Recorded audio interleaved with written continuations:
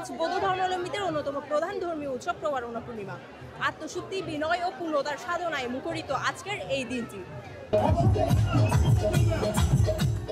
ঐতিহ্য আর সংহতির শহর চট্টগ্রাম এবারও সেই চিরন্তন সম্প্রীতির বার্তা নিয়ে চট্টগ্রামের ডিসি হিলের সামনে হাজারো মানুষের ভিড়ে উদযাপিত হলো প্রবারণা পূর্ণিমা।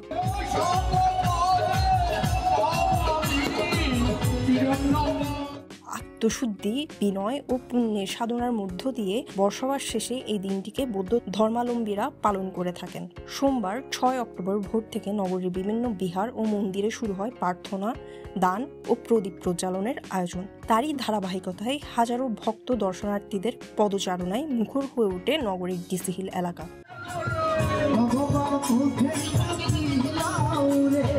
আমরা এই যে পরিবারের সবাই মিলে আসছি, অনেক আনন্দ করছি। কেমন লাগছে আজকের আয়োজন সব মিলিয়ে? অবশ্যই ভালো, তবে হ্যাঁ ছোটখাটো কিছু কিছু বিশৃঙ্খলা হচ্ছে, যেটা অনাকাঙ্ক্ষিত। চট্টগ্রামে আমি আজকে প্রথম বেড়াতে আসছি, তো প্রবারণা পূর্ণিমা দেখে আমার খুবই ভালো লাগছে।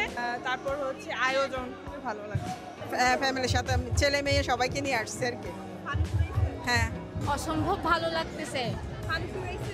না, মাত্র আসলাম হিন্দু ধর্মের সময়। প্রবারণা পূর্ণিমার এই যে ফেস্টিভ্যালটা হয়, আমরা সবাই মিলে সেলিব্রেট করি। এটা শুধুমাত্র একটা জাতির হচ্ছে যে কোনো রকমের অনুষ্ঠান না। আমরা দিন শেষে এটা বিশ্বাস করি যে জাতি ধর্ম নির্বিশেষে আমরা উৎসব পালন করি। তো এই প্রত্যেকটা ধর্মই একটা শান্তির বার্তা দেয়। সবাইকে প্রবারণা পূর্ণিমার অনেক অনেক শুভেচ্ছা। আর কার সাথে আসছো? মার সাথে। হ্যাঁ, এখানে এসে কেমন লাগছে? ভালো।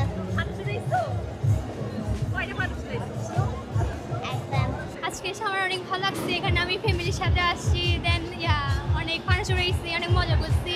এটা হচ্ছে বৌদ্ধদের একটা ধর্মীয় উৎসব। দেন এখানে আমরা সবাই এসে এক ধর্মের ধর্মের অনেক ধর্মের মানুষ এসে করি, উৎসব পালন করি। এ সময় নগরীর নন্দনকানন বৌদ্ধবিহারের সম্মিলিত প্রবারণা পূর্ণিমা উদযাপন পরিষদের অনুষ্ঠানে উপস্থিত ছিলেন বিএনপির স্থায়ী কমিটির সদস্য আমির খসরু মাহমুদ চৌধুরী ও চট্টগ্রাম সিটি কর্পোরেশনের মেয়র ডাক্তার সাদাত হোসেন। মুখর জমায়েতের মাধ্যমে আপনারা প্রবারণা পূর্ণিমা পালন করছেন। এটাই হচ্ছে বাংলাদেশের আমাদের দেশের সার্থকতা। আমরা সবাই মিলে যার যার ধর্মকর্ম, কৃষ্টি, ইতিহাস সব পালন করেও আমরা সবাই বাংলাদেশে, আমরা সবাই ঐক্যবদ্ধ, আমরা সবাই একসাথে এগিয়ে যাচ্ছি।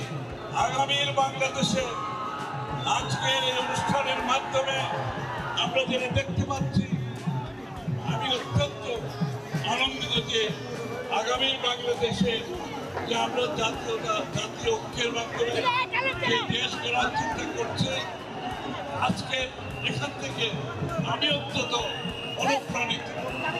আমি এখান থেকে অনুপ্রেরণা নিতে চাচ্ছি। ধন্যবাদ ও শুভেচ্ছা। আমি শুধু এইটুকুই বলছি, আমি অন্য কিছু বলছি না। আমি একটি টিম এবং আমার যে প্রচেষ্টা, এই শহরকে clean, green, healthy and safe city, যেটা সেফ সিটির কথা বলে আমি সমস্ত ধর্ম, বর্ণ, জাত, গোষ্ঠী আমরা যাতে একসাথে এই শহরটাকে নিরাপদ এবং সুন্দর শহর আমরা গড়ে তুলতে পারি। এবং আমি সেই কবিতা আবৃত্তি করে আমি এই বক্তব্য শেষ করছি। সেটা হচ্ছে গাহি সাম্যের গান, মানুষের চেয়ে নহে কিছু বড়, নহে কিছু মহিয়ান। গাহি সাম্যের গান, যেখানে মিশেছে হিন্দু, বৌদ্ধ, মুসলিম, খ্রিস্টান। ধন্যবাদ সবাইকে। সন্ধ্যা হতেই আলোকসজ্জায় ঝলমল করে ওঠে পুরো এলাকা, আর মুহূর্তেই রাতের আকাশ ভরে ওঠে রঙিন ফানুসে।